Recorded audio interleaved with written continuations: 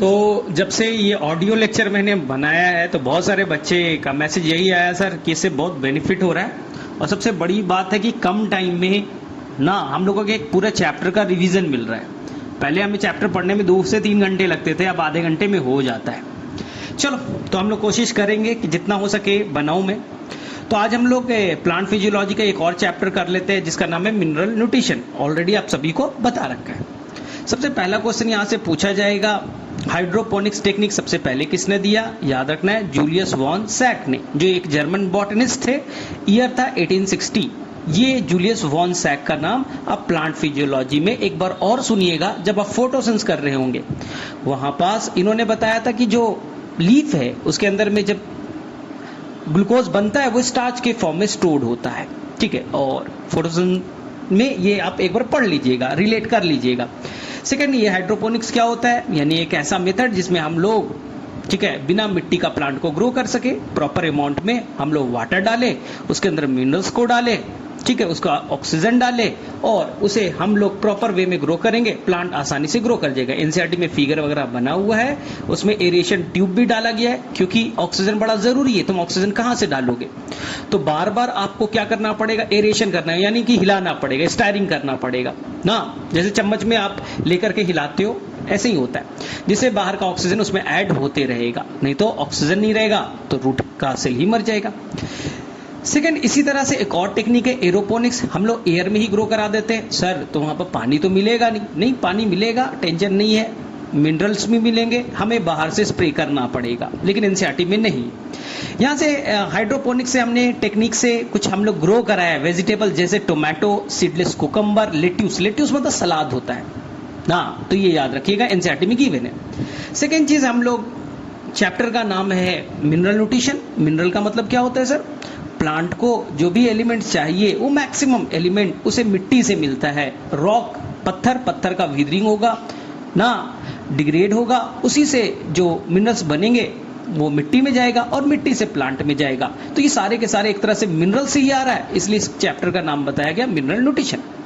Second चीज है कि जो भी आप पीरियोडिक टेबल पढ़ते हैं उसमें 105 एलिमेंट डिस्कवर्ड हो चुके हैं। हाँ, मालूम है पीरियोडिक टेबल में और ज्यादा भी है, लेकिन आपके एनसीईआरटी 105 बोलती है, अब ये याद रखिए। उसमें से 60 एलिमेंट से ज्यादा हमने प्लांट के अंदर डिटेक्ट कर रखे। कुछ ऐसे भी प्लांट है जिसके अंदर गोल्ड पाया गया है, स्ट्रोंसियम पाया गया है, सेलेनियम भी पाए गए हैं ना। कुछ ऐसे प्लांट हैं जिसे ऐसे हम लोग ने पाया है। सर, कैसे पता करते हैं कि प्लांट के अंदर कोबाल्ट है या कॉपर है, निकल है, जिंक कैसे है? तो हम लोग प्लांट का एक टुकड़ा, आप जो भी आपके आसपास में जो भी प्लांट है उसका आप पार्ट को कट कर लो, मान लो 100 ग्राम उसका वेट है, ये हो गया फ्रेश वेट। उसको आप क्या करो, लगभग 80 डिग्री सेल्सियस पे आप क्या करें, गर्म कर दे, सारा पानी निकल जाएगा, इवेपोरेट हो जाएगा। अब जो ड्राई वेट बचा, जो भी वेट बचा वो ड्राई वेट है। हमको मालूम है, आप लोग लगभग 80 to 90% पार्ट तो वाटर ही होता है, वो इवेपोरेट हो जाएगा। अब ड्राई वेट यानी कि अब इसे आप कंबशन कर दीजिए, जला दीजिए हाई टेम्परेचर पे। तो जो भी कार्बन है CO2 के फॉर्म में, नाइट्रोजन NOx, नाइट्रोजन ऑक्साइड या ट्राईऑक्साइड के फॉर्म में रिलीज हो जाएगा, NO3 के फॉर्म में, सल्फर ऑक्साइड के फॉर्म में रिलीज हो जाएगा, और कंबशन होगा तो वाटर भी बनेंगे। इसके अलावा जो भी ऐश बनेगा यानी राख बच जाएगा, तो इसके अंदर में ढूंढ लीजिए क्या कॉपर है, क्या जिंक है, कोबाल्ट है, पता चल जाएगा कि 100 ग्राम प्लांट में कितना जिंक था, कितना कोबाल्ट था, कितना निकल था। हम इसी तरह से एस एनालिसिस के थ्रू डिटेक्ट करते हैं। ये मैं नहीं बोल रहा, आपके बायोमोलिक्यूल्स में ये चीज गिवन था, तो याद रखिएगा। यानी यार इंसान को जला दिया, अब लाश जल गया, ठीक है, उसके सारे वाटर निकल गए, कुछ बच्चा CO2 निकल गया, SO2 निकल गया, जो बच गए, राख बच गया, उसमें से हमें आसानी से मिनरल्स को हम डिटेक्ट कर सकते हैं। अब मैग्नीशियम थोड़ी ना हवा में उड़ जाएगा, कोबाल्ट थोड़ी ना हवा में उड़ जाएगा, ठीक है। अब सेकेंड है, क्या सारे एलिमेंट जो है वो प्लांट को चाहिए? नहीं, इसके लिए एनसीईआरटी ने क्राइटेरिया ऑफ एसेंशियलिटी लिखा है, जिसमें 3 क्राइटेरिया गिवन है, यानी कि प्लांट के नॉर्मल ग्रोथ, याद रखना नॉर्मल ग्रोथ के लिए जरूरी है। प्लांट एक्स्ट्रा अगर नोड्यूल्स बना रहा है ना, उसके लिए जरूरी नहीं है। प्लांट को इंसेक्टिवोरस प्लांट बनना है, उसके लिए जरूर प्लांट का normal growth and reproduction, NCERT का लाइन को पढ़ना, नॉर्मल ग्रोथ करना, रूट स्टेम लीफ जो नॉर्मल बनते हैं उसके लिए बड़ा जरूरी है, रिप्रोडक्शन के लिए बड़ा जरूरी है। अगर इस एलिमेंट की कमी कर देंगे तो प्लांट का ग्रोथ रुक जाएगा, रिप्रोडक्शन नहीं होगा, पॉलन ग्रेन नहीं बनेंगे, फर्टिलाइजेशन नहीं बनेगा, सीड नहीं बनेंगे, प्लांट का नेक्स्ट जनरेशन जो है अचीव नहीं हो पाएगा। सेकेंड, वो स्पेसिफिक नेचर का होना चाहिए, यानी कि अगर प्लांट को आयरन चाहिए तो आयरन ही देना पड़ेगा ना। अगर चाहिए कि आयरन हटा दिया मैग्नीशियम डाल दो तो ये गलत बात है ना। प्लांट को अगर आयरन चाहिए तो आपको आयरन देना पड़ेगा, नहीं तो उसकी कमी से बीमारी हो जाएगी। उस बीमारी को ठीक करने के लिए वापस से आपको आयरन ही ऐड करना पड़ेगा, ठीक है। तीसरा, प्लांट के अंदर में जो भी रिएक्शन हो रहे हैं, जैसे कि फोटोसिंथेसिस हो रहा है, जैसे कि रेस्पिरेशन हो रहा है, नाइट्रोजन मेटाबॉलिज्म हो रहा है, इसमें वो डायरेक्टली पार्टिसिपेट करना चाहिए, ठीक है। तो हमने यहाँ पर 17 एलिमेंट ढूंढे एसेंशियल एलिमेंट, उसे 2 पार्ट्स में डिवाइड किया। आप सभी को मालूम, जो ज्यादा अमाउंट में चाहिए मैक्रो और जो कम अमाउंट में चाहिए माइक्रो। एनसीईआरटी का जो डेटा गिवन है 10 मिलीमोल पर केजी ऑफ ड्राई वेट, यानी कि 1 केजी ड्राई वेट में अगर वे जो अमाउंट हो 10 मिलीमोल से ज्यादा होगा मैक्रो, और अगर 1 केजी में 10 मिलीमोल से कम होगा तो उसे माइक्रो न्यूट्रिएंट कहेंगे। आप लोगों ने रट्टा मार ही लिया होगा, टोटल 17 एलिमेंट है। माइक्रो न्यूट्रिएंट के एग्जाम्पल आपको मैंने याद कराया था, ठीक है। मन, को, जीत, बोल, मत, FeCl एंड निकल। मन मैग्नीज, को कॉपर, जीत जिंक, मन को जीत, बोल मत बोरॉन मोलिब्डेनम, Fe यानी आयरन, Cl एंड निकल। ये आपके जो कितने एलिमेंट हो गए, 8 एलिमेंट जो हो गए वो माइक्रो न्यूट्रिएंट है। मैक्रो में मैंने आपको याद कराया होगा, शॉर्ट ट्रिक दिया होगा, चॉपकिंस का मैगी, कार्बन, हाइड्रोजन, ऑक्सीजन, फास्फोरस, चॉपकिंस पोटेशियम, ठीक है, नाइट्रोजन, सल्फर का मैगी, कैल्शियम एंड मैग्नीशियम। इसमें से याद रखिएगा जो आयरन होगा उसमें थोड़ा कंट्रोवर्सी था। पहले माना जाता था कि ये मैक्रोन्यूट्रिएंट में रखा जाएगा, लेकिन अब पता चला नहीं, इसकी क्वांटिटी कम होती, इसे भी हम लोग माइक्रो में ही कंसीडर करेंगे। लेकिन एमंग माइक्रो सबसे ज्यादा पाया जाएगा, ये एनसीईआरटी का लाइन, सबसे ज्यादा अमाउंट पे पाया जाने वाला माइक्रोन्यूट्रिएंट कौन है, आयरन। सबसे कम अमाउंट में पाया जाने वाला कौन है, मोलिब्डेनम, ये याद रखिएगा। इसके अलावा इस 17 एलिमेंट के अलावा 4 एलिमेंट प्लांट के ग्रोथ के लिए और भी जरूरी है, लेकिन सभी प्लांट को नहीं, हायर प्लांट को स्पेशल काम करने के लिए ना। हायर प्लांट को ही केवल चाहिए स्पेशल काम। किसी को नोड्यूल्स बनाना है तो सब प्लांट थोड़ी ना नोड्यूल्स बनाता है। कोई प्लांट सिलिका मतलब अपने सेल वॉल को हार्ड बनाना चाहता है, सिलिका चाहिए, सबको थोड़ी ना हार्ड सेल वॉल बनाना है ना। कुछ बनाना है भाई, क्या बनाना है, C4 प्लांट है तो हार्ड प्लांट C4 थोड़ी ना है। यानी कुछ एक्स्ट्रा काम करने के लिए एक्स्ट्रा एलिमेंट की जरूरत पड़ती है, जिसे हम लोग कहते हैं बेनिफिशियल एलिमेंट, जो 4 है। 3 एस से नाम होगा, सोडियम, सिलिकॉन, सेलेनियम, और एक है cobalt. Sodium, silicon, selenium and cobalt, ठीक है। एक आएगा ट्रेस एलिमेंट किसे कहेंगे और ट्रेसर एलिमेंट किसे कहेंगे। ट्रेस एलिमेंट माइक्रोन्यूट्रिएंट को ही कहेंगे, यानी कि जो आपको मन को जीत, बोल मत, FeCl को ही हम लोग क्या कहेंगे, ट्रेस एलिमेंट। ट्रेसर क्या होता है सर, रेडियो एक्टिविटी वाला।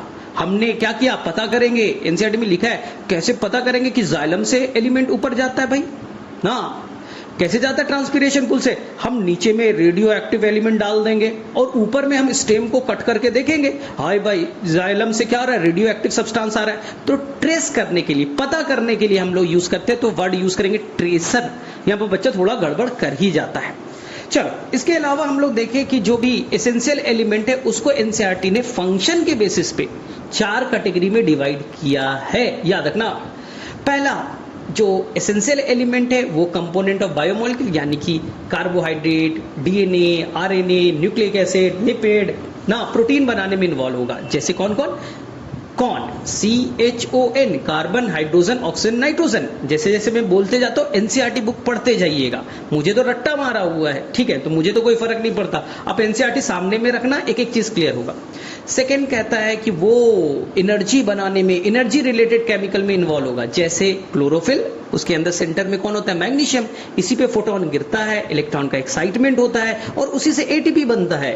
कीमोऑस्मोटिक हाइपोथेसिस पढ़ा है ना, ठीक है। तो यानी कि यहां पास क्लोरोफिल में मैग्नीशियम होता है। इसी तरह से एटीपी टूटता है, एटीपी बनता है, वहां पर फास्फोरस का बड़ा इंपॉर्टेंट रोल है। ये दोनों ही एनर्जी रिलेटेड कंपाउंड के अंदर आएंगे।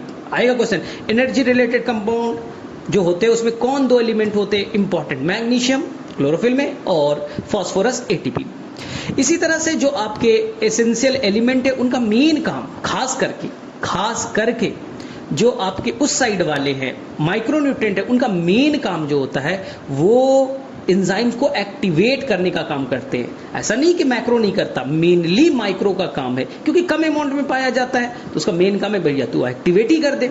ठीक है, इसी तरह से एनसीईआरटी में दिया जो मैग्नीशियम है वो रुबिस्को और पेप्को को एक्टिवेट करेगा ना।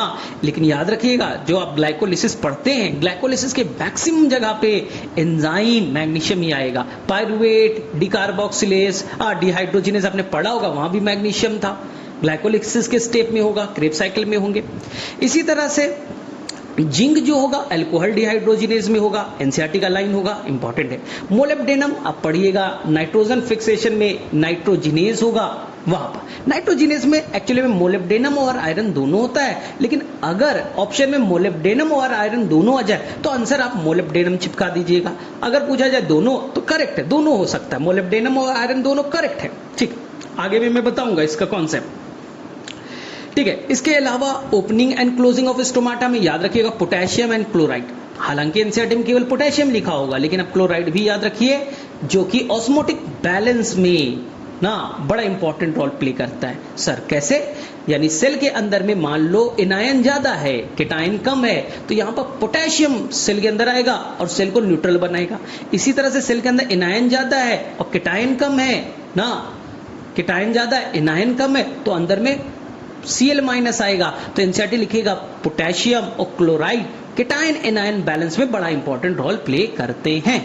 इसके अलावा आपको सबसे जो डिफिकल्ट पार्ट लगेगा, जो मैं बोलता हूं उसको बहुत अच्छे से करके जाना है कि जो भी इंपॉर्टेंट एलिमेंट है वो किस फॉर्म में एब्जॉर्ब होगा और उसके फंक्शन क्या है। एब्जॉर्ब किस फॉर्म में होगा और फंक्शन क्या है।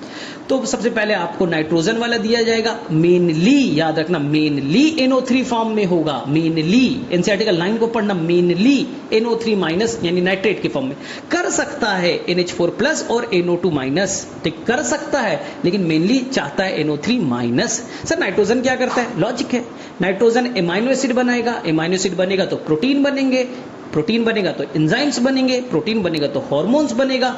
अगर प्रोटीन होगा तो आपके सोच लीजिए नाइट्रोजन होगा, उसी से तो न्यूक्लिक एसिड होगा, विटामिन होंगे, हार्मोन्स होंगे, प्रोटीन्स होंगे, सब जगह तो यही है भाई। और एंजाइम होगा तो मेटाबॉलिज्म को भी कंट्रोल करेगा। सबसे इंपॉर्टेंट तो मैं नाइट्रोजन को ही मानता हूं, जाहिर सी बात है। देखो सेकंड दे रखा होगा फॉस्फोरस ना, फॉस्फोरस किस फॉर्म में होगा पढ़ लीजिएगा, H2PO4 माइनस ऐसा कुछ लिखा होगा। फॉस्फोरस बड़ा इंपॉर्टेंट है फॉस्फोलिपिड बनाने में, न्यूक्लिक एसिड यानी न्यूक्लियोटाइड को बनाने में, एटीपी यानी फॉस्फोराइलेशन, एटीपी से टूटा एडीपी बनेगा, एनर्जी देगा ना। तो ये सब में बड़ा इंपॉर्टेंट है कौन? फॉस्फोरस। पोटेशियम अभी बताया ना, पोटेशियम अंदर में केटायन एनायन को बैलेंस करेगा। Opening and closing of stomata में बड़ा इंपॉर्टेंट रोल है। मेरा सबसे फेवरेट क्वेश्चन जाएगा पोटेशियम को ही। और सेल के अंदर टर्जिडिटी, सेल के अंदर कितना पानी रहेगा ये पोटेशियम ही डिसाइड करेगा। ठीक है, और कहा जाता है ये 50 टाइप्स के एंजाइम को एक्टिवेट करता है। एनसीईआरटी में नहीं है, भूल जाइए। चलिए कैल्शियम, कैल्शियम कहां होता है? कैल्शियम पेक्टेट याद करो, मिडिल लैमेला में कैल्शियम एंड मैग्नीशियम पेक्टेट। लेकिन कैल्शियम और मैग्नीशियम दोनों ऑप्शन में आए, आप ज्यादा प्रेफरेंस दीजिएगा कैल्शियम को। ठीक है, सेकेंड चीज कैल्शियम है तो ये माइक्रोट्यूब्यूल को जोड़ने में हेल्प करेगा, स्पिंडल फाइबर बनाने में हेल्प करेगा। कैल्शियम इमोबाइल है इसलिए ओल्डर पार्ट में ही रहेगा, यंगर पार्ट में मूवमेंट नहीं होगा। इसके अलावा आपने कैल्शियम और पढ़ा है, कहां पढ़ा है? बायोटेक्नोलॉजी में, कॉम्पिटेंट सेल बनाने में। सेल इम्परमिएबल है, नहीं जाएगा प्लाज्मिड, उसके अंदर परमिएबल बनाना है, तो सेल के परमिएबिलिटी को कौन कंट्रोल करेगा? कैल्शियम ही करेगा। इसके अलावा कोई एंजाइम को भी एक्टिवेट कर सकता है, लेकिन मेनली मिडिल लैमेला से क्वेश्चन बनेगा, स्पिंडल फाइबर से बनेगा, इसके अलावा मेम्ब्रेन के परमिएबिलिटी से रेगुलेशन में बनेगा। मैग्नीशियम ऑलरेडी बता रखा है कि ये डीएनए आपको क्या बताया था? पेप्को रुबिस्को को एक्टिवेट करने में हेल्प करेगा। इसके अलावा एनसीईआरटी में देखा डीएनए आरएनए बनाने में जो प्रोसेस होगा उसमें जो एंजाइम होंगे उसका एक्टिवेटर भी मैग्नीशियम ही होगा। सबसे इंपॉर्टेंट मेरे लिए गेस क्वेश्चन इस बार का दूसरा क्वेश्चन बनेगा कि जो राइबोसोम होते हैं 30S 50S या 4060 ये कभी भी आपस में जुड़े नहीं होते। सेल के अंदर में जब प्रोटीन बनना होता है मैग्नीशियम का कंसंट्रेशन बढ़ेगा, और एलेन का बुकलेट में कुछ लिखेगा 0.001 ppm हो गया तो कंसंट्रेशन बढ़ा तो दोनों सब यूनिट बाइंड करेंगे और राइबोसोम का स्ट्रक्चर मेंटेन हो जाएगा। सल्फर याद रखना, रट्टा मार लेना, CM सिस्टीन और मिथियोनिन में मिलेगा। इसके अलावा विटामिन ना एनसीईआरटी में लिखा होगा कुछ कोएंजाइम ए, थियामीन, बायोटिन, ठीक है, ये सब में मिलेगा, कोफैक्टर्स वगैरह में ये पाए जाएंगे। ठीक है, अब आयरन, पहले बात मैंने क्या बताया, आयरन सबसे इंपॉर्टेंट है कहां पास, आयरन पार्ट नहीं है क्लोरोफिल का, लेकिन क्लोरोफिल बनाने में जो स्टेप होगा वहां पर ये कैटलिस्ट का रोल प्ले करेगा, यानी कि जो क्लोरोफिल बन रहा है वहां पर जो कैटलिस्ट है ना, यानी एंजाइम जो पार्टिसिपेट करेगा उसमें इंपॉर्टेंट रोल प्ले करेगा कौन, आयरन। तो क्वेश्चन क्या बनता है, iron is not the part of the chlorophyll but is essential for formation of chlorophyll, magnesium is the central part of the chlorophyll, ये तो पहले ही बताया। इसके अलावा जो आप पढ़ते हो ETS, cytochrome B, cytochrome C, याद रखना सारे साइटोक्रोम बी हो, सी हो, ए हो, ए3 हो, सभी साइटोक्रोम के अंदर आयरन होगा ही होगा, एक्सेप्ट साइटोक्रोम A3, इसके अंदर आयरन के अलावा कॉपर भी होगा, ये याद रखना, फिर से बोल रहा हूं, सारे साइटोक्रोम के अंदर में आयरन होगा ही होगा, लेकिन साइटोक्रोम A3 में आयरन के अलावा कॉपर भी होगा। इसलिए आपने जब ईटीएस पढ़ा होगा तो वहां लिखा होगा दे हैव 2 कॉपर सेंटर, याद आया ना, जो आप पढ़ते हो कॉम्प्लेक्स 4 में 2 कॉपर सेंटर वाला, याद आ रहा है। हाँ सर, करता क्या है, अरे इलेक्ट्रॉन लेता है दूसरे को दे देता है, एक से इलेक्ट्रॉन लिया दूसरे को दे दिया, तो ये क्या कर रहा है, इलेक्ट्रॉन लिया तो इसका ऑक्सीडेशन, रिडक्शन हुआ, दूसरे को दे दिया ऑक्सीडेशन हुआ, यानी रिडॉक्स रिएक्शन की तरह काम करता है, इलेक्ट्रॉन पकड़ा दूसरे को दिया, तो ये याद रखिएगा। इसके अलावा ये आपके ये में परऑक्सीजोम में 2 एंजाइम बड़ा इंपॉर्टेंट है, परऑक्सीडेज और कैटालिस। परऑक्सीडेज परऑक्साइड बनाएगा और परऑक्साइड हार्मफुल है तो उसे तोड़ने के लिए एक कैटालेज एंजाइम चाहिए। इस दोनों एंजाइम को एक्टिवेट करने में उसका पार्ट है एक तरह से ना, प्रोस्थेटिक ग्रुप है ना, कौन है, आयरन। ये मैं नहीं कह रहा, बायोमोलिकुल्स में लिखा है, बायोमोलिकुल का बताऊंगा वहां क्लियर कर दूंगा। मैग्नीज ज्यादा नहीं करना है, बस एक ही सबसे इंपॉर्टेंट क्वेश्चन बोल रहा हूं, फोटोलिसिस ऑफ वाटर में Mn+Cl-, फोटोलिसिस ऑफ वाटर, जब वाटर टूटता है फोटोसिन में तो ऑक्सीजन जो रिलीज होता है, फोटोलिसिस होता है, उस दौरान में Mn+ और Cl- बड़ा इंपॉर्टेंट रोल प्ले करते हैं। ये सबसे इंपॉर्टेंट क्वेश्चन मैं बोल रहा हूं, रट्टा मार लेना। चलिए, जिंक ऑक्सीजन हार्मोन बनाने में बड़ा इंपॉर्टेंट रोल प्ले करेगा, लेकिन बड़ा एक अच्छा क्वेश्चन, जिंक एक्चुअली में ना कार्बोक्सिलेज को भी एक्टिवेट करेगा, ये एनसीईआरटी में लिखा है। सर तब तो कंफ्यूजन है, आपने बोला मैग्नीशियम पेप्को और रुबिस्को यानी कार्बोक्सिलेज को एक्टिवेट करता है, अब बोल रहे हो जिंक कर रहा है, दोनों कर रहा है, दोनों में लिखा है एनसीईआरटी में, लेकिन प्रेफरेंस देने की बात आएगी तो आंसर जिंक कर दीजिएगा, मैग्नीशियम कीजिएगा, पेप्को और रुबिस्को मैग्नीशियम कीजिएगा, लेकिन एनसीईआरटी में लिखा है it activate various enzyme specially carboxylase, ये भी बोल रहा मैं भी करूंगा पेप्को और रुबिस्को को, लेकिन मेनली आपको प्रेफरेंस देना है मैग्नीशियम को। चलिए, इसके अलावा आपने कॉपर दिया है, तो कॉपर ऑलरेडी आपको बता रखा ना, कहां पास, साइटोक्रोम A3 वहां पास होगा, वहां पर भी सेम काम, इलेक्ट्रॉन को लेना इलेक्ट्रॉन को देना, लेगा तो ये क्यूप्रस बन जाएगा, इलेक्ट्रॉन डोनेट करेगा तो क्यूप्रिक आयन के फॉर्म में कन्वर्ट हो जाएगा। बोरॉन इंपॉर्टेंट है, ठीक है, बोरॉन क्या करेगा, जो भी शुगर बनते हैं, लीफ में शुगर बना सुक्रोज के फॉर्म में ट्रांसपोर्ट होने वाला है, तो सुक्रोज बोरेट आयन के फॉर्म में बोरेट से बाइंड करके ही ट्रांसलोकेशन होगा, ये याद रखिएगा, बड़ा इंपॉर्टेंट है। इसके अलावा पोलन ग्रेन जर्मिनेट जो स्टिग्मा पे करता है उसके लिए बोरॉन बड़ा जरूरी है, और कैल्शियम के फंक्शन को कंट्रोल करेगा, कैल्शियम मेम्ब्रेन की परमिबिलिटी को कंट्रोल कर रहा है, और कैल्शियम का बाप कौन है, बोरॉन। बोरॉन बोलेगा मैं जैसे बोलूंगा वैसे काम करना है, तो एक तरह से बोरॉन की कंट्रोल में ही मेम्ब्रेन परमिबिलिटी भी हो गया, ठीक है, तो ये चीज याद रखिएगा। मोलिब्डेनम, ठीक है, आपको बताया नाइट्रोजिनेस और nitrate reductase. Sir nitrate reductase क्या है, थोड़ी देर में आ जाएगा। चलिए, क्लोरीन पढ़ना नहीं है क्योंकि ऑलरेडी बता दिया है, Mn+Cl- एसेंशियल रोल प्ले करेगा क्या, photolysis of water, oxygen evolution में, फोटोसिन में। इसके अलावा केटायन एनायन बैलेंस में पहले ही आपको बता दिया। Second, deficiency symptom of essential element, बोला है कि मान लीजिए मुझे चाहिए आयरन 100, मैंने आयरन को कम कर दिया तो उसकी कमी से प्लांट को क्या हो जाएगा, मॉर्फोलॉजी में चेंजेस हो जाएगा, ग्रोथ रुक जाएगा ना, रिप्रोडक्शन का प्रॉब्लम होगा।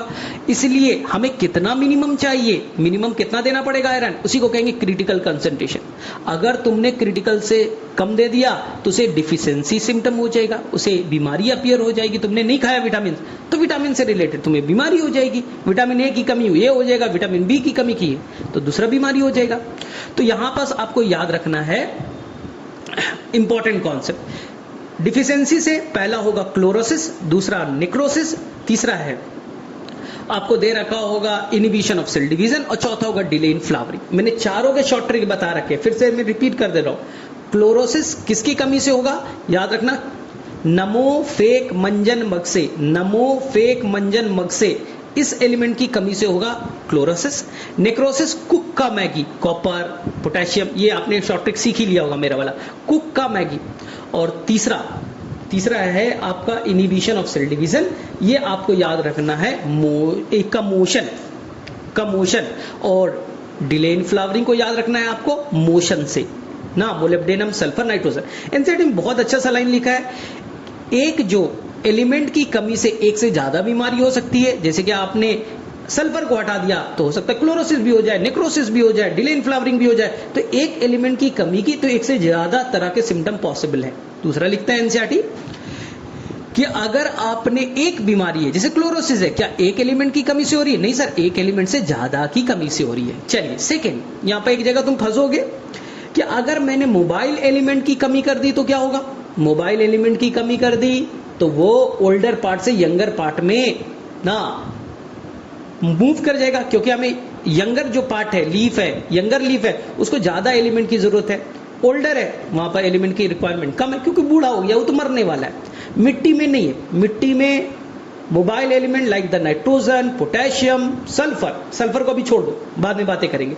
नाइट्रोजन, पोटेशियम, ठीक है, फास्फोरस, इसकी कमी कर दी तो जाहिर सी बात है ओल्डर वाला यंगर की तरफ ट्रांसफर कर देगा। ठीक है, तो जाहिर सी बात है सबसे पहला जो सिम्टम है डिफिशियंसी का कहां अपीयर होगा, ओल्डर में। ओल्डर में पहले अपीयर होगा क्योंकि सारे एलिमेंट मोबाइल थे, वो मूव कर गए यंगर की तरफ। दूसरा, सर अगर हमने ठीक है इमोबाइल एलिमेंट की कमी कर दी, जैसे कि कैल्शियम, अगर कैल्शियम की कमी कर दी तो सबसे ज्यादा कैल्शियम किसे चाहिए, सर हमें चाहिए यंगर को, और मिट्टी में नहीं है, ओल्डर से मांगेगा, ओल्डर देगा ही नहीं क्योंकि इमोबाइल है, उसके स्ट्रक्चर के साथ मिडिल लैमेला में बैठा हुआ है, कहां से देगा तोड़ करके रे भाई। तो प्लांट में कैल्शियम की कमी पहले कहां दिखेगी, यंगर में। अब कंफ्यूजन क्या है, सल्फर को क्या मानेंगे, तो मैं अब कंट्रोवर्सी में मत पड़ो, ये डिपेंड करेगा सिचुएशन पे। एनसीईआरटी में एक जगह लिखा है सल्फर इज मोबाइल, एक जगह एनसीईआरटी में लिखा है सल्फर इज इमोबाइल। तो अब तुम क्या करोगे भाई, एग्जामिनर से झगड़ा करोगे?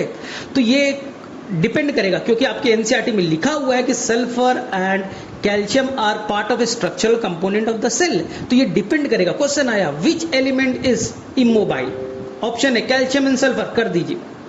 ऑप्शन है कैल्शियम भी है सल्फर भी है, दोनों में से एक को चुनना है, एक को चुनना है के लिए बोलेगा तो केवल कैल्शियम कीजिएगा। अगर कैल्शियम सल्फर दोनों ऑप्शन में है तो आंसर सी कर दीजिएगा। तो ये बनेगा आपको सिचुएशन बेस्ड क्वेश्चन। अब दिमाग मत लगाइएगा, यानी कि आपको क्वेश्चन को देखना है और नहीं आए तो एनसीईआरटी को रेफरेंस मानते हुए आप सल्फर को इमोबाइल मान लीजिएगा। हालांकि एलन के बुकलेट में उसे मोबाइल माना गया है, मैं ये अपना पल्ला झाड़ ले रहा हूं क्योंकि एलन ने बोला है मोबाइल, लेकिन आप सिचुएशन बेस्ड क्वेश्चन बनाइएगा। सिचुएशन जैसा बोलेगा, कैसा क्वेश्चन का डिमांड होगा, वैसा ही आंसर करके आइएगा, दोनों में आंसर करेक्ट मिलेगा। चलो ठीक है, अब हम लोग आगे चले। सर टॉक्सिसिटी क्या है, अगर हमने माइक्रोन्यूट्रिएंट के अमाउंट कम कर दिया तो ज्यादा कर दिया, टॉक्सिसिटी मतलब ज्यादा कर दिया, तो प्लांट को क्या नुकसान होगा। टॉक्सिसिटी, एनसीईआरटी ने एमएन का नाम लिया है, मैग्नीज का लेवल बढ़ा दिया। अगर एमएन बढ़ेगा तो वो आयरन और मैग्नीशियम को एब्जॉर्ब नहीं होने देगा। तो मिट्टी में मैग्नीशियम है, आयरन है, लेकिन एब्जॉर्ब नहीं करने देगा। कैल्शियम को एब्जॉर्ब करने देगा लेकिन वो अपर पार्ट में ऊपर की तरफ ट्रांसलोकेट नहीं होने देगा, जाइलम से ऊपर की तरफ लीफ में पहुंचने नहीं देगा, तो ट्रांसलोकेशन को रोक देगा। ठीक है, किसके, कैल्शियम को। तीसरा, जो एंजाइम एक्टिवेट होने वाले मैग्नीशियम के हेल्प से उसे बाइंड नहीं करने देगा, उसे रिएक्ट नहीं करने देगा। तो जाहिर सी बात है प्लांट को लगेगा ना आयरन की कमी होगी, मैग्नीशियम की कमी होगी, लेकिन प्रॉब्लम कहां था, एमएन ज्यादा हो गया था, टॉक्सिसिटी हो गई थी। आयरन मैग्नीशियम को एब्जॉर्ब नहीं करने दिया, पहली बीमारी। दूसरा, कैल्शियम को ट्रांसलोकेट नहीं होने दिया। तीसरा, एंजाइम जिसे मैग्नीशियम बाइंड करना चाहता था, एमएन डंडा लेके खड़ा हो गया, नहीं बाइंड करने दूंगा रे भाई, एंजाइम का एक्टिवेशन में प्रॉब्लम है। तो यहां पर तीनों की मिली जुली से, कैल्शियम की कमी से, आयरन की कमी से, मैग्नीशियम की कमी से मिली जुली एक प्रॉब्लम क्रिएट होगा ना। इसी को एनसीईआरटी ने कहा है, ठीक है, ब्राउन स्पॉटेड क्लोरोटिक वेन, ये याद कर लीजिएगा। मैकेनिज्म ऑफ एब्जॉर्प्शन ज्यादा डिटेल में नहीं जानना है, जो मैं बोलूंगा ध्यान से सुनना। आप एक सेल ले लीजिए, एनसीईआरटी का ये लिखा है, आप एक आइसोलेटेड सेल ले लीजिए। सेल में स्टार्टिंग में जो मिनरल्स हैं वो प्लाज्मा मेम्ब्रेन को क्रॉस नहीं करेंगे, वो सेल वॉल को केवल क्रॉस करके जाएंगे, प्लाज्मा मेम्ब्रेन को क्रॉस नहीं करेंगे, केवल ऊपर ऊपर जाएंगे। तो इसे हम लोग कहेंगे ये एपोप्लास्ट मेथड है, ये स्लो मेथड होगा, इसके लिए एटीपी नहीं चाहिए। लेटर बाद में ये जो मिनरल्स है वो मेम्ब्रेन को क्रॉस करेंगे और साइटोप्लाज्म में आएंगे। इसे एनसीईआरटी कहेगा ये सेकंड फेज है और इसके लिए मेम्ब्रेन क्रॉस करेगा तो उसके लिए हमें चाहिए एटीपी चाहिए, यानी एक्टिव ट्रांसपोर्ट होगा और ये स्लो प्रोसेस होगा। तो शुरू वाला होगा एपोप्लास्ट और बाद वाला होगा सिम्प्लास्ट। बस एनसीईआरटी में इतना ही लिखा है, इसके ज्यादा आप डिटेल में जाओगे तो प्रॉब्लम में फंस जाओगे।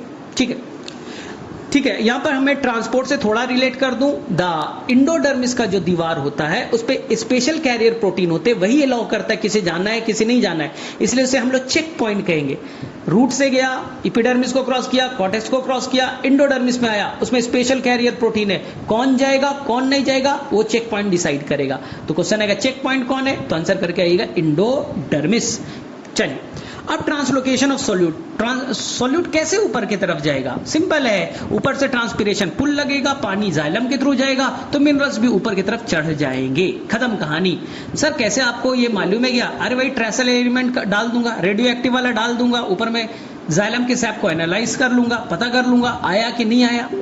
नीचे मिट्टी में डाला था पोटेशियम, ऊपर में पोटेशियम आ गया। चलो अब सेकेंड है कि ये मिनरल्स आते कहां से, तो आंसर इज द सॉइल, मिट्टी से। जितने भी एलिमेंट है वो मिट्टी से आते हैं। मिट्टी में क्या अपना घर है? नहीं, वीदरिंग ऑफ रॉक पत्थर वीदर करेगा ना, डिग्रेड करेगा, उसके बाद में वो मिट्टी में कन्वर्ट होगा और मिट्टी में ढेर सारे मिनरल्स है, मिनरल्स प्लांट में जाएगा, ऊपर चढ़ जाएगा। तो कार्बन CO2 के फॉर्म में ले लेगा, हाइड्रोजन ठीक है वाटर से ले लेगा, ऑक्सीजन इन्वायरमेंट से लेगा। तो कार्बन हाइड्रोजन ऑक्सीजन, इस तीन की भरपाई प्लांट तो बाहर से कर लेगा या तो पानी से कर लेगा। इसके अलावा जितने एलिमेंट है, इसके अलावा जितने भी एलिमेंट बचे उस सबको वो मिट्टी से ही लेगा, यानी रॉक से, विदरिंग ऑफ रॉक से आएगा, मिट्टी में मिट्टी से ही लेगा। तो जो मिट्टी से आया, रॉक से आया, पत्थरों के विदरिंग से आया उसे मिनरल कहेंगे, और जो हवा से आया, जो पानी से आया नॉन मिनरल। लेकिन इंपॉर्टेंट है नाइट्रोजन, नाइट्रोजन दोनों तरफ से पार्शियली है, पार्शियल है, कुछ नाइट्रोजन हवा से आ जाएगा, हाँ NO2 NO3 ना, कुछ हवा से, और मैक्सिमम जो आएगा वो मिट्टी से आएगा। इसलिए इसे हम लोग कहते हैं सेमी मिनरल, कुछ मिट्टी से और कुछ पार्ट हवा से।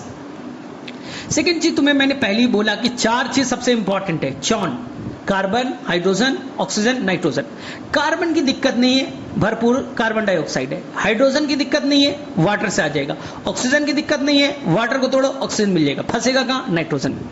इसलिए नाइट्रोजन की मिट्टी में भारी कमी है।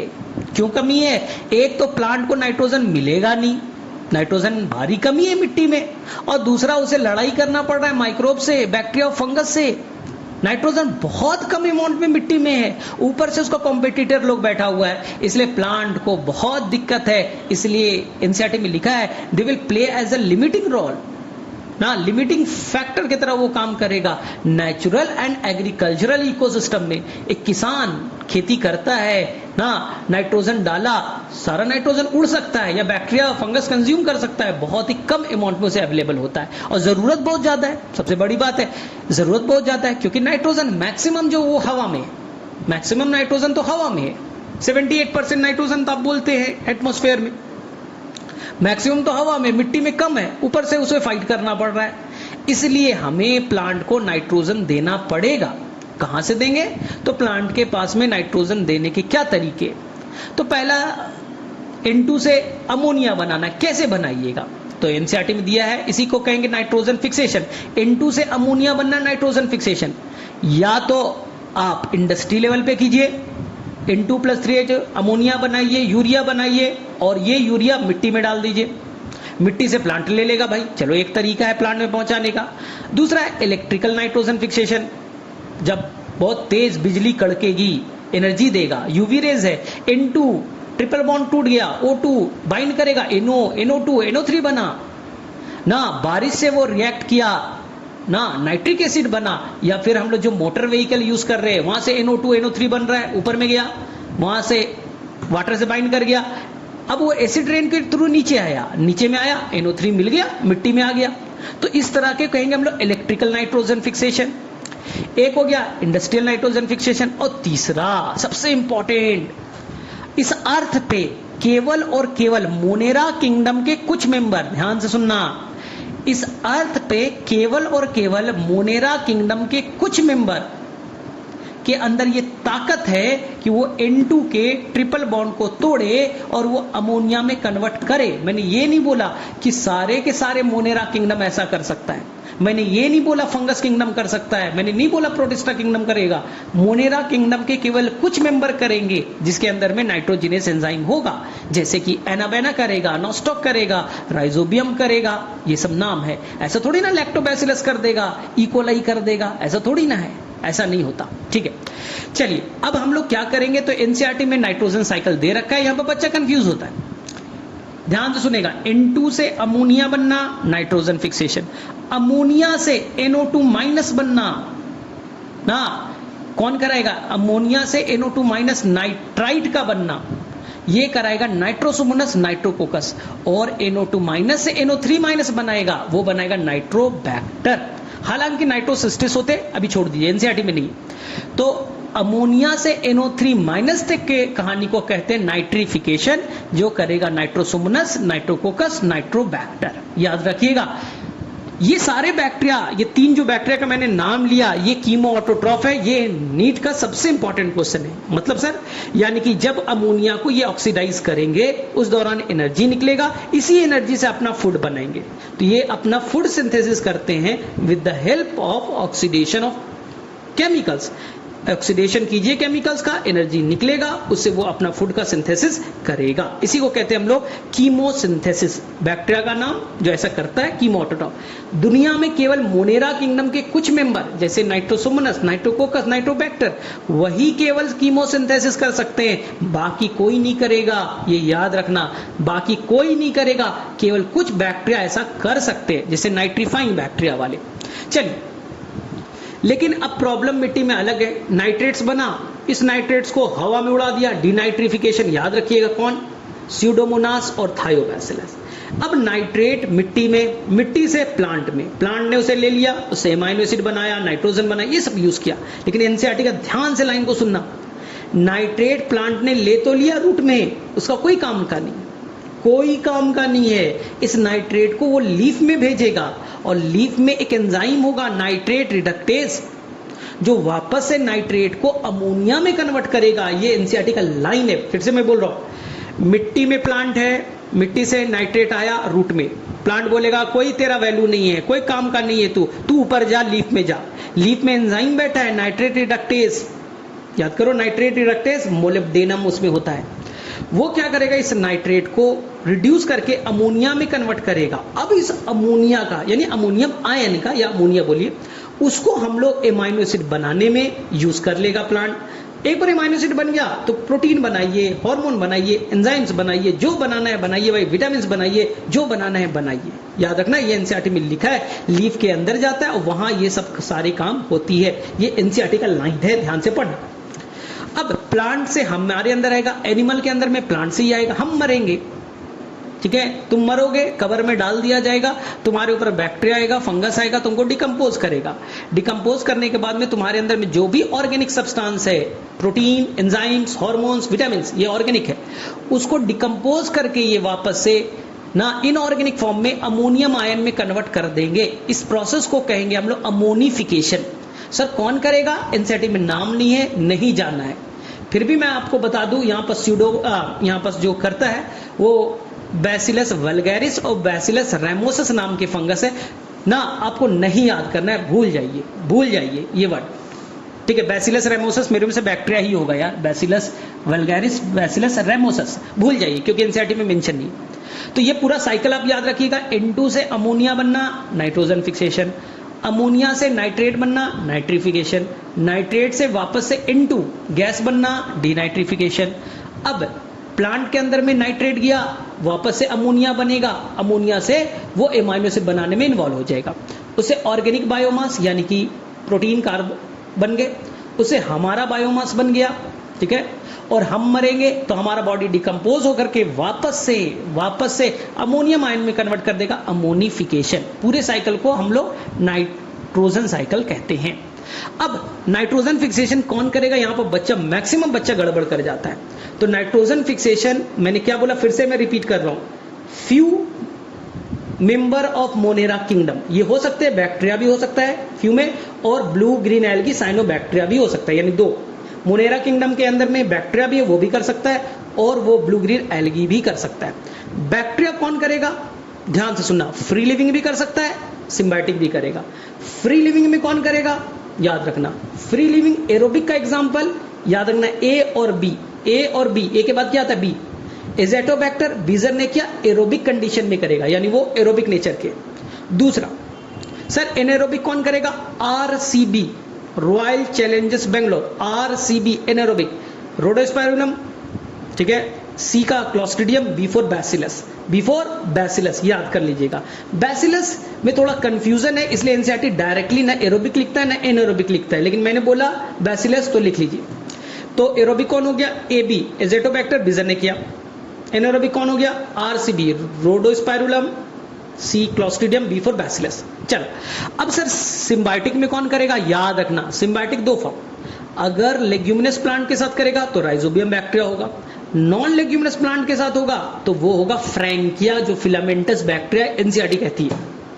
सर नॉन लेग्यूमिनस प्लांट के एग्जांपल बता सकते हो क्या? अल्नस, एनसीईआरटी में एक ही दिया, अल्नस आपको नहीं जाना है। इसके अलावा कैजुरीना होता है, मिरिका होता है, जिंकोगो होता है, आपको नहीं जाना है। मिरिका होता है, जिंगो होता है, ठीक है, लेकिन आपको केवल अल्नस याद रखना है। चलिए सर ये बता सकते हो लेग्यूमिनस प्लांट के एग्जांपल? नहीं बताना यार, मटर हो गया, ठीक है, ग्राम हो गया, ठीक है, जो भी फैबेसी फैमिली यहाँ पर छाप 2 हो जाएगा। चलो खत्म करो आगे, इसलिए तो फैबेसी को हम लोग लेग्यूमिनेसी भी कहते थे। चलो सर ये बताओ ना, ये ब्लू ग्रीन एल्गी भी 2 तरह से, या तो अकेले फ्री लिविंग कर सकते हैं या तो सिम्बायोटिक करेंगे। फ्री लिविंग में कौन आएगा? Anabaena, nostoc, oscillatoria, cylindrospermum. 4, anabaena, nostoc, oscillatoria, cylindrospermum. सही है सर। सिम्बायोटिक में 2 याद रखिए, एनाबेना और नोस्टॉक। मेनली एनाबेना ही करता है। सर कहाँ? एनाबेना एजोला प्लांट के साथ कर सकता है, जो एक टेरिडोफाइट है, और इसे राइस प्लांट में ग्रो कराया जाता है, वहां पर ये मिल जाएगा। दूसरा, एनाबेना मिल जाएगा आपको कहां? साइकस के रूट में एनाबेना का एसोसिएशन होगा, नाइट्रोजन फिक्सेशन करेगा। एक सबसे इंपॉर्टेंट चीज डिस्कस कर दे रहा हूं, जहां पर बच्चा बड़ा कंफ्यूज होता है। जो ब्लू ग्रीन एल्गी है, मोनेरा किंगडम का वो मेंबर है जो CO2 फिक्सेशन यानी कि वो फोटोसिंथेसिस भी कर सकता है। ध्यान से सुनना, ब्लू ग्रीन एल्गी के अंदर सारे मेंबर 100% CO2 का फिक्सेशन यानी फोटोसिंथेसिस करेंगे ही करेंगे, वो भी ऑक्सीजेनिक वाला, और साथ साथ नाइट्रोजन फिक्सेशन भी करेंगे। कितना अच्छा क्वेश्चन बन गया। ये बताइए ऐसा ऑर्गेनिज्म का नाम बताइए जो CO2 फिक्सेशन के अलावा N2 फिक्सेशन भी करता है। तो आंसर चिपका के आ जाना, कौन सा? एनाबेना, नोस्टॉक, ऑसिलेटोरिया, सिलेंड्रोस्पर्मम ना। अब देखो बच्चे यहां पर थोड़ा कंफ्यूज करता है, सर वहां एरोबिक एनारोबिक था, वो बेटा रेस्पिरेशन है। एरोबिक ऑक्सीजन के प्रेजेंस में जिंदा है, एनारोबिक बिना ऑक्सीजन का जिंदा है, वो रेस्पिरेशन के टर्म में। ऑक्सीजेनिक और एनऑक्सीजेनिक फोटोसिंथेसिस के टर्म में होता है। यहां पर बच्चा बड़ा कंफ्यूज होता है, सर एरोबिक और एनारोबिक ऑक्सीजन के लिए बोला गया, रेस्पिरेशन के लिए बोला गया, और ऑक्सीजेनिक एनऑक्सीजेनिक वो बोला गया फोटोसिंथेसिस के लिए बोला जाता है, याद रखना। तो जो भी ब्लू ग्रीन एल्गी होंगे वो 100% CO2 का फिक्सेशन करते होंगे, वो 100% तो नहीं, यानी कुछ blue green algae nitrogen fixation भी करते हैं, एनाबेना, नोस्टॉक, ऑसिलेटोरिया, सिलेंड्रोस्पर्मम। ठीक है, चलो यहां तक कर लोगे। अब इसके बाद आगे बढ़िए, सर मैकेनिज्म कैसे होगा? तो आप लोगों को आता है कि सर कैसे होगा? नोड्यूल बनेगा। सबसे पहले बैक्टीरिया कुछ केमिकल रिलीज करेगा, रूट हेयर कुछ केमिकल रिलीज करेंगे जिससे राइजोम उसके तरफ अट्रैक्ट होगा। ये शुगर एमाइनो एसिड रिलीज करेगा, root hair some chemicals like amino acid sugar release करेगा। इसे खाने के लिए राइजोबियम आएगा, वहां पर ग्रो करेगा, मल्टीप्लाई करेगा, और जब नंबर बढ़ जाएगा ना, कॉलोनी बन जाएगा, तो ये रूट अब जाकर के रूट हेयर से बाइंड करेगा। प्लांट बैक्टीरिया के पास, राइजोबियम के पास में एक नॉड फैक्टर है, बैक्टीरिया के पास एक नॉड फैक्टर है, इस हेल्प से वो जाकर के बाइंड कर जाएगा।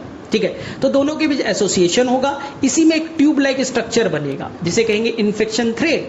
ये इन्फेक्शन थ्रेड यहां से एक्सपैंड होते हुए, रूट हेयर से एक्सपैंड होते हुए कॉर्टेक्स, एंडोडर्मिस, पेरिसाइकल तक फैल जाएगा, नेटवर्क लाइक, जालीनुमा, और एक ट्यूब बन गया, नेटवर्क की तरह बन गया। अब लार्ज स्केल में जो बैक्टीरिया है उस इन्फेक्शन थ्रेड में इंटर करेगा। अब जब लार्ज स्केल में इंटर करेगा तो वो वहां के कॉर्टेक्स में, एंडोडर्मिस में, पेरिसाइकिल में फैल जाएंगे, और वहां जाकर के बैक्टीरिया एक हार्मोन रिलीज करेगा साइटोकाइनिन, प्लांट एक हार्मोन रिलीज करेगा ऑक्सिन।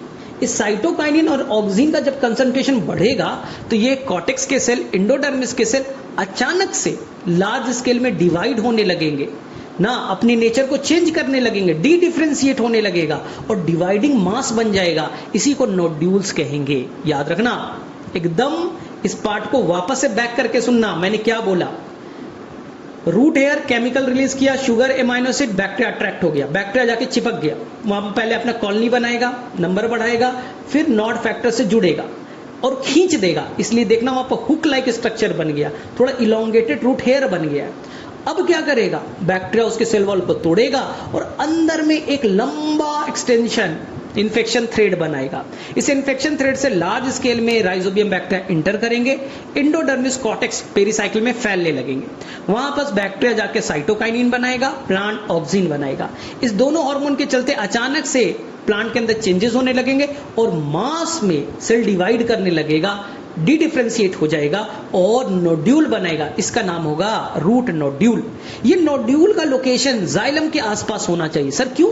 क्योंकि नोड्यूल में नाइट्रोजन फिक्सेशन होगा, फिक्सेशन करके हम सारा का सारा मटेरियल जो है फिक्स करेंगे, वो तुरंत जाइलम में डाल देंगे, उसे स्टेम में, लीफ में पहुंच सके। ये एनसीईआरटी का लाइन है, मैं अपनी तरफ से नहीं बोल रहा। चलिए, नोड्यूल बन चुका है। नोड्यूल के एक सेल को देखे क्या हो रहा है, नोड्यूल के अंदर में अब राइजोबियम इंटर कर जाएगा। राइजोबियम बोलेगा कि भैया मैं नाइट्रोजन फिक्सेशन करने आया हूं। प्लांट बोलेगा ठीक है भैया तू कर ना। बैक्टीरिया बोलेगा एक शर्त है, मैं जहां पर नाइट्रोजन फिक्सेशन करूंगा वहां पर ऑक्सीजन नहीं होना चाहिए, मेरा एंजाइम ऑक्सीजन के प्रेजेंस में काम नहीं करता, हाईली सेंसिटिव है। तो प्लांट क्या करेगा, प्लांट और बैक्टीरिया मिल करके एक पिगमेंट रिलीज करेंगे, लेग हीमोग्लोबिन। हीम वाला पार्ट है वो बैक्टीरिया बनाएगा, ग्लोबिन वाला जो पार्ट है वो प्लांट बनाएगा। तो ये लेग हीमोग्लोबिन ऑक्सीजन स्कैवेंजर का काम करेंगे, वहां से सारे ऑक्सीजन को हटाएंगे, निकालेंगे, बाहर फेंक देंगे। यानी कि अब नोड्यूल्स के सेल में ऑक्सीजन की कमी हो गई, एनारोबिक कंडीशन हो गया ना। एनसीईआरटी ऑक्सीजन स्कैवेंजर, ऑक्सीजन की सफाई, स्कैवेंजर मतलब सफाई करने वाला होता है। अब अंदर में एनारोबिक कंडीशन है, अब आराम से नाइट्रोजिनेस काम करेगा। नाइट्रोजिनेस के दो कंपोनेंट है, एक बड़ा वाला कंपोनेंट, एक छोटा कंपोनेंट। एनसीईआरटी में नहीं लेकिन समझो, जो बड़ा कंपोनेंट है वो मोलिब्डेनम और आयरन से बना है, और जो छोटा कंपोनेंट है वो केवल आयरन से बना है। बड़ा कंपोनेंट मोलिब्डेनम और आयरन से बना है, और छोटा वाला कंपोनेंट वो केवल आपको आयरन से बना है। नाइट्रोजिनेस क्या करेगा भाई, वो नाइट्रोजन फिक्सेशन करेंगे, लेकिन एक चीज से डरेंगे, ऑक्सीजन से। ऑक्सीजन होगा तो मैं काम नहीं करूंगा, इसलिए अब क्या करेंगे भाई, अब यहां पर फार्मूला याद कर लीजिए ना। इन जो नाइट्रोजिनेस है, एक मॉलिक्यूल N2 लेगा, N2 को पकड़ेगा, उसमें 8 इलेक्ट्रॉन 1 प्रोटॉन डालेगा। 1 इलेक्ट्रॉन डालने के लिए 2 एटीपी चाहिए, 1 इलेक्ट्रॉन के लिए 2 एटीपी चाहिए। 8 इलेक्ट्रॉन है तो 16 एटीपी खर्च हो जाएगा। तो सर अमोनिया बनने के लिए तो 6 इलेक्ट्रॉन 6 प्रोटॉन चाहिए, ये सभी को लगता है, मुझे भी यही लगता था तुम्हारे जमाने में। सर 1-2 मॉलिक्यूल अमोनिया बनना है तो सर हमें 6 इलेक्ट्रॉन 6 प्रोटॉन चाहिए ना। लेकिन बच्चा होता क्या है, होता यह है कि यहाँ पर अमोनिया के अलावा एक बाई प्रोडक्ट भी हाइड्रोजन बनाना पड़ जाता है मजबूरी में। तुम रोको, तुम चाहो इंडस्ट्री लेवल पे रोक दो उसको। इसलिए एक बाई प्रोडक्ट बनाने में भी हमें 2 इलेक्ट्रॉन और 2 प्रोटॉन एक्स्ट्रा खर्च करना पड़ता है। ये पिछले साल नीट का क्वेश्चन था। क्वेश्चन यही था कि ये बताइए नाइट्रोजन फिक्सेशन में क्या बनता है। पहला ऑप्शन था ओनली अमोनिया, बच्चे ने कर दिया। सेकंड ऑप्शन था ammonia plus hydrogen, answer is ammonia plus hydrogen. इसलिए नीचे का तुम फिगर देखो, तुम्हें लगेगा सर 3 ही स्टेप में तो हुआ है ना। पहले नाइट्रोजन आया, N2 बाइंड किया, 2 इलेक्ट्रॉन 2 प्रोटॉन, यानी एक मॉलिक्यूल हाइड्रोजन बाइंड किया, N2H2 बने, फिर से 2 हाइड्रोजन बाइंड किया, N2H4 बना, फिर से 2 हाइड्रोजन बाइंड किया, तो सर 2NH3 तो बन गए ना। तो यहां पर तो 6 ही प्रोटॉन तो खर्च हो रहा है। फिगर देखो, फिगर में बच्चा 6 ही हाइड्रोजन खर्च होते हुए दिखाया होगा, लेकिन वो फिगर इनकम्प्लीट है। एक अभी स्टेप और जाएगा, 2 अमोनिया बन गए, फिर से 2 इलेक्ट्रॉन 2 प्रोटॉन फिर से आएंगे, यानी एक हाइड्रोजन मॉलिक्यूल फिर से आएगा और एक हाइड्रोजन मॉलिक्यूल बाई प्रोडक्ट में रिलीज हो जाएगा। ये याद रखना, नहीं तो गड़बड़ करोगे तुम। फिर से क्वेश्चन आएगा कि सर एक अमोनिया बनाने में कितना एटीपी चाहिए? याद रखना 16 एटीपी चाहिए था 2 अमोनिया मॉलिक्यूल बनाने में। क्वेश्चन अगर एक मॉलिक्यूल आया तो 8 कीजिएगा। क्वेश्चन अच्छे से पढ़ना, एक मॉलिक्यूल बनाने में 8, 2 मॉलिक्यूल बनाए इसलिए 16 खर्च हुआ था। लास्ट स्टेप आएगा फेट ऑफ अमोनिया। अमोनिया करेगा क्या? अमोनिया टॉक्सिक है, एनसीईआरटी लिखता है एट फिजियोलॉजिकल पीएच, वहां का जो पीएच है वहां पर H+ को एक्सेप्ट करेगा, अमोनियम आयन में कन्वर्ट हो जाएगा। अमोनियम आयन बहुत टॉक्सिक होता है, इसलिए प्लांट के पास 2 ऑप्शन है। एक है इस अमोनिया को जल्द से जल्द एमाइनो एसिड बनाने में यूज कर लो। अगर ऑलरेडी एमाइनो एसिड तुम्हारे पास बना हुआ है, नोड्यूल्स के अंदर में ऑलरेडी एमाइनो एसिड बने हुए हैं, तो आप एमाइड बना लो। तो 2 ऑप्शन प्लांट को दिया गया, अमोनिया टॉक्सिक है जल्दी से यूज कर, तो पहला ऑप्शन है एमाइनो एसिड बना ले, दूसरा ऑप्शन है एमाइड बना ले। ठीक है, एमाइनो एसिड कैसे बनाएंगे? 2 तरीका, एक रिडक्टिव एमिनेशन, एक ट्रांस एमिनेशन। रिडक्टिव एमिनेशन का नाम में ही रिडक्शन प्लस एमिनेशन।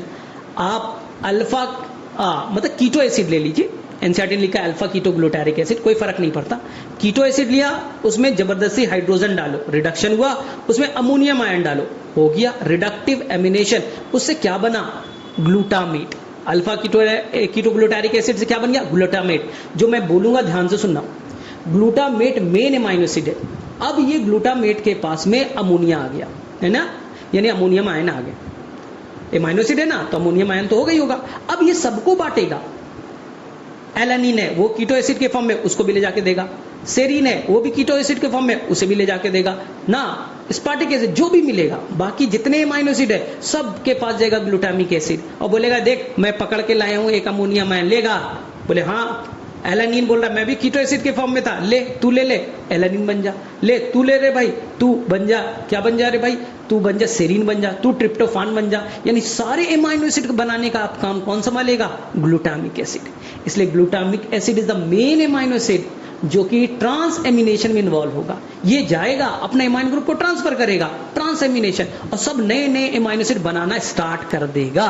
तो याद रखना ना, बहुत अच्छे से सुनना, दोबारा से रिवर्स करके इस पार्ट को सुनना, मैं नहीं अब रिवर्स कर रहा ना, कि अगर अमोनियम आयन ज्यादा है तो क्या करे भाई? एमाइनो एसिड बना ले।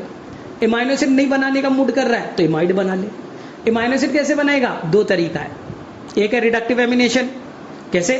अल्फा कीटोग्लूटारिक एसिड, मैं अल्फा कीटोग्लूटारिक एसिड हूं, मैं अमोनिया ले लूंगा, हाइड्रोजन डाल दो, रिडक्शन मेरा हो गया, तो मैं बन गया ग्लूटामेट।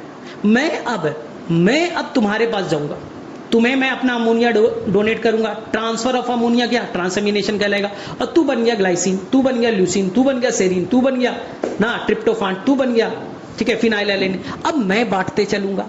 चलो, तो 2 तरह के एमाइनो एसिड बनने के तरीके समझ में आ गया। तो मेन एमाइनो एसिड कौन? Glutamic acid. ये एनसीईआरटी में लिखा है, रट्टा मार लेना। चलो अब क्या करें सर मेरे अंदर तो एमाइनो एसिड 100 बनाने थे, 100 बन गया, अब क्या करें? अरे तो ऐसा कर एमाइड बना ले। तेरे पास ग्लूटामिक एसिड है, हाँ, उसमें जबरदस्ती एक अमोनिया को घुसाड़ दे और बन जा ग्लूटामीन। स्पार्टिक एसिड है, हाँ, कितने एमाइन ग्रुप है? एक है, जबरदस्ती का एमाइन ग्रुप तेरे अंदर गुजार देता हूं तो बन गए स्पैराजीन।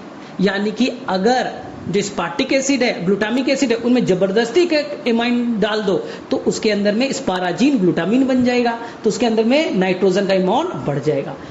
ग्लूटामिक एसिड के अंदर एक नाइट्रोजन था, हमने जबरदस्ती दूसरा वाला जोड़ दिया, तो अब ग्लूटामीन के अंदर 2 नाइट्रोजन हो गए। तो जाहिर सी बात है कार्बन के कंपैरिजन में नाइट्रोजन का अमाउंट बढ़ गया ना। चलो अब हो गया। सर स्पार्टिक एसिड ग्लूटामिक एसिड में बड़ा कंफ्यूजन होता है। स्पार्टिक एसिड याद रखना, ग्लूटामिक एसिड ठीक है ना, कितने कार्बन का? 5 कार्बन का। स्पार्टिक एसिड 4 कार्बन का, बस इतना याद रखो। ग्लूटामिक एसिड मैंने तुम्हें बताया था क्रेब साइकिल में कोहली था, अल्फा कीटोग्लूटारिक एसिड, वही अल्फा कीटोग्लूटारिक एसिड वहां से निकला, एमाइन ग्रुप को पकड़ा और बन गया ग्लूटामिक एसिड। अब ये ग्लूटामिक एसिड यानी विराट कोहली साहब सबके पास जाएगा, सबको डोनेट करते जाएगा, हो गया।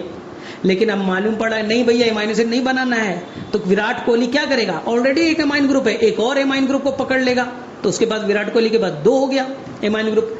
इसी तरह से स्पार्टिक एसिड में एक और आ गया, तो बन गया स्पाराजीन, 2 एमाइन हो गया। अब भेज दिया जाएगा इसे कहाँ, चल रहे बेटा तुम लोग निकल ले कहाँ, जाइलम, नोड्यूल्स है ना, नोड्यूल्स के बगल में जाइलम था, नोड्यूल्स में बैठ ट्रांसपिरेशन पूल से ऊपर जा, लीफ में जा और लीफ में डोनेट करके आ। तेरे पास 2 नाइट्रोजन, तेरे वाला तो और जल्दी एक्सेप्ट करेगा ना, इसलिए अब ये नोड्यूल से ट्रांसफर हुआ कहाँ, जाइलम में, ऊपर सरफेस में गया, दे दिया। लेकिन सोयाबीन प्लांट में ऐसा नहीं होता। सोयाबीन प्लांट का साइंटिफिक नेम है ग्लाइसिन मैक्स, कभी कभी क्वेश्चन में सोयाबीन ना लिख करके ग्लाइसिन मैक्स लिख देगा। तो वहां याद रखना है कि वहां पास जो होता है वो यूरिया होता है, यूरिया नाइट्रोजन को पकड़ेगा, अमोनियम आयन को, अमोनिया को या अमोनियम आयन को पकड़ लेगा यूरिया, यूरियाइड्स बन जाएगा, यूरियाइड्स बन जाएगा। ये यूरियाइड्स अब क्या करेगा, वही बैठेगा नोड्यूल्स में, ऊपर के सरफेस पे जाएगा, नाइट्रोजन देगा। तो ये याद रखना है सोयाबीन प्लांट में वहां पर एमाइड का कॉन्सेप्ट काम नहीं करता, वहां पर एमाइनो एसिड बनाने का कॉन्सेप्ट नहीं काम करता, वहां पर क्या काम करेगा, यूरिया होगा, एमाइन ग्रुप को पकड़ा, यूरियाइड्स में कन्वर्ट हो गया। तो जाहिर सी बात है यूरियाइड्स में नाइट्रोजन का अमाउंट ज्यादा होगा। यूरिया में कितना होता है, NH2CO NH2, NH2CO NH2, यही है ना यूरिया, उसमें अमोनिया डालो फिर से तो बन जाएगा यूरियाइड्स। तो रेशियो नाइट्रोजन का बढ़ गया, हो गया, chapter is complete, bye bye.